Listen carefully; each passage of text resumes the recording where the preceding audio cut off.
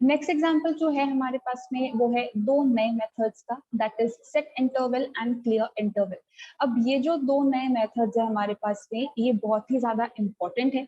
चाहे आप theory exam के रिस्पेक्ट में बात करें या प्रैक्टिकल के टर्म्स में बात करें, दोनों के अंदर क्वेश्चन पूछा जाता है सेट इंटरवल क्लियर इंटरवल का यूसेज क्या है या उनके बीच में डिफरेंस क्या है। कुछ इस तरीके का 2 या 3 मार्क्स का क्वेश्चन पूछा जाता है, कभी कभी विद एग्जाम्पल पूछा जाता है तो 5 मार्क्स के अंदर भी आ जाता है। तो जो एग्जाम्पल मैं आपको एक्सप्लेन करने वाली हूँ, आप एज इट इज वही लिख सकते हैं और इनका थोड़ा सा छोटा सा डिस्क्रिप्शन लिख सकते हैं। अब देखिए यहाँ पर हम एक्चुअली में करने क्या वाले हैं, अब सब लोगों ने HTML के अंदर वेबसाइट्स बनाई है और बहुत सारे लोगों ने अपनी वेबसाइट्स के अंदर स्लाइडर जैसी कुछ फंक्शनलिटी इंप्लीमेंट करी थी। स्लाइडर मतलब ऑटोमेटिक जो इमेजेस हैं वो टॉप ऑफ द डॉक्यूमेंट पे ऑटोमेटिकली इमेजेस जो हैं वो हमारी चेंज हो रही थी। तो कुछ इसी तरीके की वर्किंग अगर हमें करवानी हो तो हम इन मेथड्स को काम में लेते हैं। इसका एक और एग्जांपल देखते हैं। देखिए आप सब लोगों ने पावर पॉइंट प्रेजेंटेशंस दी हैं, उसके लिए आपने पीपीटी बनाई होगी। अब जब भी हम पावर पॉइंट प्रेजेंटेशंस बनाते हैं और हमें नेक्स्ट स्लाइड पर अगर शिफ्ट करना है तो हम क्या करते हैं, हम या तो माउस का बटन पे क्लिक करते हैं या फिर हम लोग एरो कीज प्रेस करते हैं आगे पीछे स्लाइड पे मूव करने के लिए।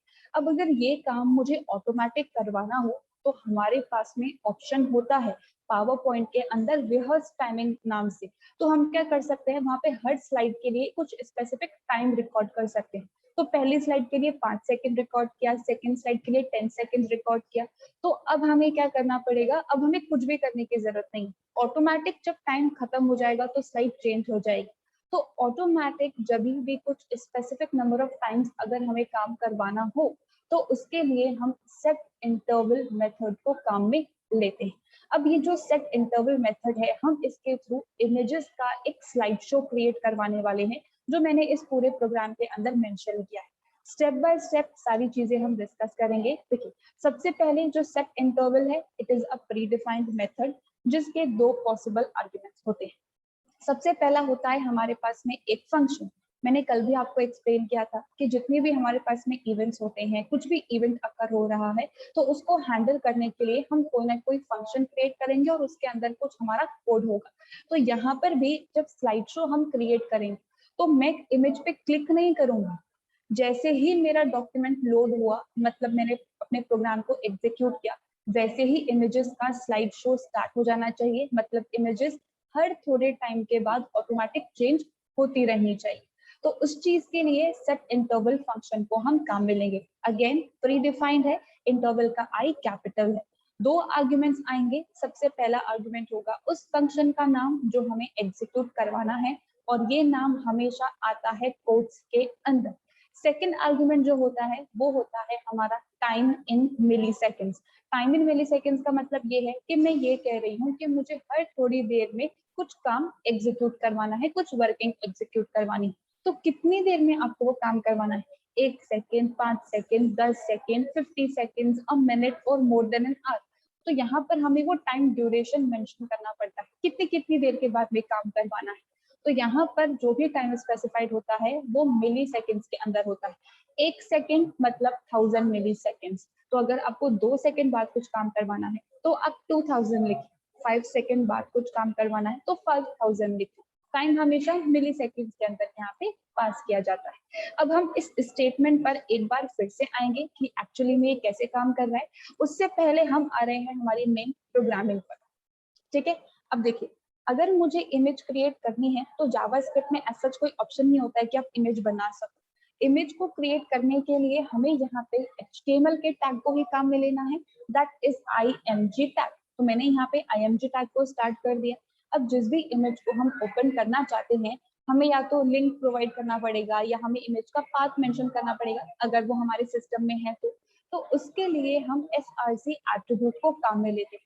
अब यहाँ पर क्योंकि जिस फोल्डर में मेरी वर्किंग है, जिस फोल्डर में सारे प्रोग्राम्स मेरे सेव हैं, उसी फोल्डर के अंदर ही मैंने यहाँ पे इमेज सेव कर रखी है, तो इसलिए मुझे पाथ मेंशन करने की नीड नहीं है, मैं डायरेक्टली नाम स्पेसिफाई कर सकती हूँ। लेकिन अगर प्रोग्राम किसी और जगह पर है और इमेज किसी दूसरी जगह पर है तो फिर पूरा पाथ देना पड़ेगा। सी ड्राइव के अंदर प्रोग्स नाम के फोल्डर के अंदर, इमेज फोल्डर के अंदर हमारी इमेज कुछ इस तरीके की वर्किंग। अब यहाँ पे क्योंकि दोनों चीजें सेम नहीं है तो src is equals to taj.jpj एक इमेज मैंने सेव कर रखी है, मैंने उसका पाथ यहाँ पे मेंशन किया तो इमेज डिस्प्ले हो जाएगी। अब पूरे पेज को इमेज डिस्प्ले नहीं करवानी, छोटा सा सेक्शन मैंने कवर किया है। तो इमेज का हाइट और विड्थ अगर हमें सेट करना है तो उसके लिए दो एट्रीब्यूट होते हैं। तो height is equals to 400 and width is equals to 400, ये मैंने स्पेसिफाई कर दिया। अब आपको पीएक्स के अंदर स्पेसिफाई करना है तो आप वो भी कर सकते हैं। और लास्ट में मैंने यहाँ पे इस img टैग के साथ में id टैग को काम id एट्रीब्यूट को काम में लिया है और इसकी id मैंने सेट कर दी है इमेज। और इस id को मैंने क्यों काम में लिया है, मैं यहाँ पे इमेजेस का स्लाइड शो करने वाली हूँ जो कि HTML के थ्रू नहीं, हम जावास्क्रिप्ट के थ्रू इम्प्लीमेंट करने वाले हैं। तो अब यहाँ पे हर अलग इमेज, स्लाइड शो का मतलब ये नहीं है कि हर 1 सेकंड बाद में या 2 सेकंड बाद में अलग अलग इमेजेस डिस्प्ले होंगी। एक एरिया होगा, उस एक सेक्शन पर ही अलग अलग इमेजेस डिस्प्ले होंगी। तो मैंने एक इमेज टैग को क्रिएट किया है और वहीं पे ही इमेजेस जो हैं वो ऑटोमेटिकली चेंज होती रहेगी। तो जावास्क्रिप्ट या जो स्क्रिप्ट टैग है हमारा, हम उसके अंदर इस img टैग को एक्सेस करने वाले हैं। अब एक टैग को स्क्रिप्ट के अंदर कैसे काम में लेते हैं वो मेथड हमने कल कवर किया था, that is get element by ID. एक आईडी को यूज करके हम HTML के टैग को स्क्रिप्ट टैग के अंदर काम में लेंगे। तो आईडी स्पेसिफाई करनी पड़ेगी, तो यहाँ पे इमेज आईडी मैंने स्पेसिफाई कर दी है। अब ये जो मेरा इनपुट टाइप बटन का स्टेटमेंट है, हम इस पे आएंगे थोड़ी देर के अंदर। पहले हम चलते हैं हमारे स्क्रिप्ट टैग में। स्क्रिप्ट टैग मैंने स्टार्ट कर दिया है और अब यहाँ पे मुझे इमेजेस का सेट शो करवाना है। तो इमेजेस का सेट शो मतलब बहुत सारी इमेजेस की रिक्वायरमेंट है, तो एक कलेक्शन बनाना पड़ेगा। अब कलेक्शन बनाने का मतलब पूरा ग्रुप हमें बनाना है। तो यहाँ पर मैंने ARR नाम का एक एरे क्रिएट किया है यूजिंग एरे कंस्ट्रक्ट। अगर आप चाहो तो स्क्वायर ब्रैकेट्स को भी काम में ले सकते हो। मैंने यहाँ पे एरे कंस्ट्रक्ट को काम में लिया है और कॉमा सेपरेटेड कुछ इमेजेस के नेम विद देयर एक्सटेंशंस यहाँ पे मेंशन कर दिए हैं। mountain.jpg, sea.jpg, taj.jpg and flower.jpg। अब क्योंकि ये इमेजेस के नेम है और नेम आते हैं हमेशा स्ट्रिंग फॉर्मेट में, इसलिए डबल कोट्स के अंदर कॉमा सेपरेटेड वैल्यूज मैंने यहाँ पे मेंशन किए। तो ARR नाम का मेरा एक एरे क्रिएट हुआ है जो अपने अंदर 4 इमेजेस के नेम को स्टोर कर रहा है। अब यहाँ पे स्लाइड शो का मतलब 1 image, 2 image, 3 image, 4th image, 5th image, फिर वापस वही इमेजेस रिपीट होती रहती है। जैसे आई एम श्योर आप सब लोगों ने ऑनलाइन वेबसाइट्स देखी होंगी, एक स्लाइडर वहाँ पे चलता रहता है 1 2 3 4, फिर वापस वो फर्स्ट पे आ जाता है। तो कुछ उसी तरीके की वर्किंग मुझे यहाँ पे इम्प्लीमेंट करनी है। इनफैक्ट अगर मुझे यहाँ पे एरे को एक्सेस करना हो तो एरे की इंडेक्सिंग जो है वो हमारी 0 से स्टार्ट होती है। तो यहाँ पे स्टार्ट से लेके एंड तक मुझे, क्योंकि सारी इमेजेस को डिस्प्ले करवाना है, तो स्टार्ट से लेके एंड तक सारे इंडेक्सेस को एक्सेस करना पड़ेगा। तो इसीलिए मैंने यहाँ पे आई नाम का एक वेरिएबल क्रिएट किया है जिसे मैंने 0 से इनिशियलाइज करवा दिया। अब यहाँ पे मैंने एक फंक्शन क्रिएट किया है इमेजेस को चेंज करवाने के लिए। तो फंक्शन को क्रिएट करने के लिए function keyword followed by function का नाम दैट इज चेंज। अब यहाँ पर मुझे सबसे पहले इमेज टैग को एक्सेस करना है और फिर उसके अंदर नई इमेज सेट करवानी है। तो किसी भी HTML के टैग को अगर हमें एक्सेस करना है तो अभी हमने सिर्फ एक ही मेथड कवर किया, document dot get element by ID, यानी कि हम एक डॉक्यूमेंट के अंदर किसी टैग को सर्च करने वाले हैं जिसकी आईडी इमेज स्पेसिफाइड है। तो इमेज आईडी img टैग के साथ में एसोसिएटेड है। अब मुझे क्या करना है, जैसे ही मेरे प्रोग्राम का एग्जीक्यूशन होगा वैसे ही वहां पे इमेजेस डिस्प्ले होती रहनी चाहिए। तो इमेज को डिस्प्ले करवाना है मतलब उसका पाथ स्पेसिफाई करना पड़ेगा। तो इमेज टैग को एक्सेस तो मैंने गेट एलिमेंट बाय आईडी की हेल्प से कर लिया। पाथ सेट करना है मतलब मुझे यहाँ पे .src प्रॉपर्टी यानी कि जो एट्रीब्यूट है हमारा उसे काम में लेना पड़ेगा। अब यहाँ पे src एट्रीब्यूट भी लिख दिया, इमेज को भी एक्सेस कर दिया, लेकिन इमेज है कहाँ पे? इमेज है हमारे एरे के अंदर, और एरे एलिमेंट को अगर एक्सेस करना हो तो इंडेक्स स्पेसिफाई करना पड़ता है। तो मैंने यहाँ पे लिखा है document dot get element by ID of image dot src is equals to ARR of I. अब जब फंक्शन पहली बार कॉल होगा तो आई की वैल्यू 0 है, यानी कि यहाँ पे ARR ऑफ 0 आ जाएगा। ARR ऑफ 0 का मतलब mountain.jpg यहाँ पे आके असाइन हो जाएगा। तो जिस इमेज पे taj.jpg नाम की इमेज डिस्प्ले हो रही थी, अब उसकी जगह mountain.jpg आके डिस्प्ले हो जाएगा। अब फिक्स नहीं है, मुझे इसे भी रिप्लेस करवाना है। अब दूसरी इमेज आएगी, फिर थर्ड इमेज आएगी। तो मैंने क्या किया, मैंने यहाँ पे कर दिया i++। तो यहाँ पे i के अंदर वैल्यू का इंक्रीमेंट हो गया। अब यहाँ पे इंक्रीमेंट हो गया तो मतलब i की वैल्यू बन गई 1। तो अब जब फंक्शन कॉल होगा तो वहाँ पे document dot get element by ID of image dot src is equals to ARR of 1 आ जाएगा।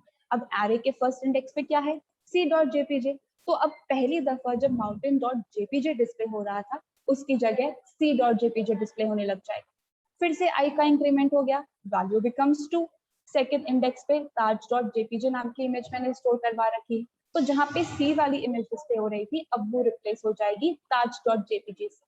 सिमिलरली यहाँ पे फिर से i में मैंने इंक्रीमेंट करवाया, तो अब यहाँ पे वैल्यू बन जाएगी 3 और एरे के थर्ड इंडेक्स पे है flower.jpg, तो अब ताज वाली इमेज इस flower.jpg से रिप्लेस हो जाएगी।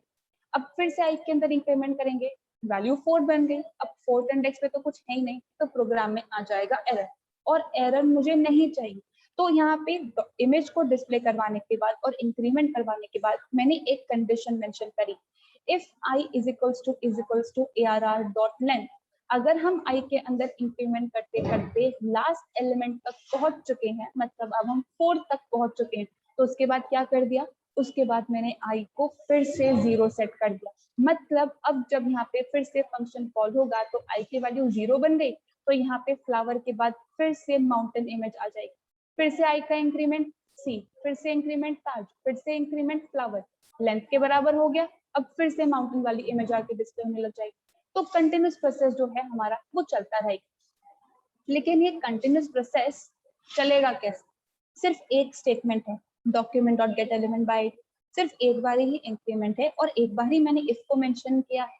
कंटिन्यूस प्रोसेस तो तब चलता है ना जब हम लूप एग्जीक्यूट करते हैं, लूप तो यहाँ पे मेंशन ही नहीं किया और ना ही यहाँ पे इनफाइनाइट टाइम कुछ कॉलिंग करी है मैंने, तो यहाँ पे कुछ स्पेसिफिक नंबर ऑफ टाइम्स या हमें कंटिन्यूसली अगर कुछ एक टास्क परफॉर्म करवाते रहना है जब तक हमारा पेज ओपन है तब तक, तो उसके लिए हम इस सेट इंटरवल मेथड को काम में लेंगे। Set interval method change function को कॉल करेगा 1000 मिलीसेकंड के बाद, मतलब एक सेकंड के बाद, तो हर एक सेकंड के बाद हमारा चेंज फंक्शन कॉल होता रहेगा और इमेजेस जो हैं वो चेंज होती रहेंगी। अब यहाँ पे सेट इंटरवल फंक्शन जो है जब भी हम इसे कॉल करवाते हैं तो ये एक आईडी हमें रिटर्न करता है, इंटरवल आईडी, जिसे मैंने s नाम के वेरिएबल के अंदर स्टोर करवा लिया है। अब इस s को हम कहाँ पे काम में लेंगे, वो इस स्टेटमेंट में आ रहा है। उससे पहले यहाँ पे मैंने लिखा है on load event. On load का मतलब होता है जैसे ही मेरे प्रोग्राम का एग्जीक्यूशन, मतलब प्रोग्राम की पेज का जो लोडिंग है वो कंप्लीट हो जाए, वैसे ही वर्किंग स्टार्ट कर देना। देखिए यहाँ पे कभी कभी कुछ जो वेबसाइट होती है हमारे पास में होता क्या है, मैंने कुछ सपोज एजुकेशन की एक वेबसाइट है या सपोज एड्यूरेका की एक वेबसाइट है, मैंने उसे ओपन कर लिया, अब वो लोडिंग चल रही, जैसे ही पूरा लोडिंग प्रोसेस कंप्लीट हो जाता है और हम स्क्रॉल करने लगते हैं पेज को, हमारे पास में वो लॉगिन वाला एकदम से नोटिफिकेशन आ जाता है। अब जब तक हम लॉगिन नहीं कर लेते या हम अपना अकाउंट क्रिएट नहीं कर लेते तब तक वो हमें उस पेज को एक्सेस करने ही नहीं देता। तो जैसे ही हमारे पेज का लोडिंग कंप्लीट हो जाए वैसे ही प्रोसेस स्टार्ट हो जाए, उसके लिए काम में लिया जाता है ऑन लोड इवेंट, और ये हम हमेशा बॉडी टैग के साथ में ही काम में लेते हैं क्योंकि बॉडी टैग ही बताता है कि हमारे डॉक्यूमेंट के अंदर क्या क्या आने वाला है। तो जैसे ही डॉक्यूमेंट का स्ट्रक्चर पूरी तरीके से लोड हो गया वैसे ही क्या होगा, वैसे ही ये set interval function change function को कॉल करता रहेगा हर एक सेकंड के बाद में। तो यहाँ पे जब पहली बार फंक्शन कॉल होगा तो i की वैल्यू 0 है और इमेज टैग पे ताज की जगह माउंटेन आके डिस्प्ले हो जाएगा। ठीक है, एक सेकंड हो गया, अब फिर से चेंज फंक्शन कॉल होगा। अब यहाँ पे क्योंकि i जो है वो ग्लोबल वेरिएबल है, फंक्शन के बाहर मैंने क्रिएट किया, और ग्लोबल वेरिएबल हमारी मेमोरी के अंदर तब तक रहते हैं जब तक हमारा प्रोग्राम एग्जीक्यूट हो रहा है। तो हर बार फंक्शन कॉल करने पर i 0 से स्टार्ट नहीं होगा, जो पुरानी वैल्यू है वो इसके अंदर रिटेन रहेगी।